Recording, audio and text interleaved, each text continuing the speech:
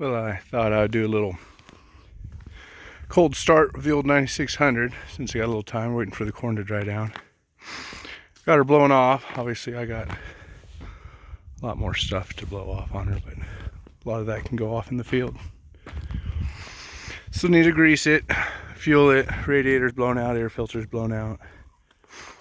Yeah, like I said, all that I'll just knock off in the field, so save us some time. But 1293 corn head, a little soil sample cup with the stick on it.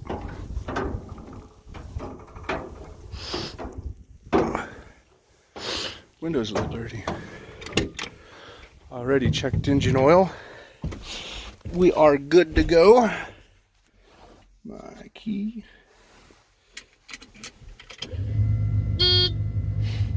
Service line, okay.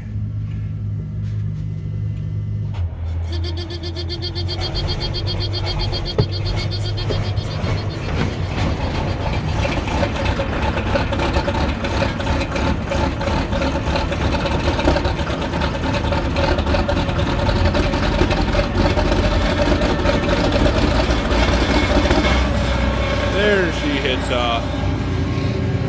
Yeah. And that's her 9600.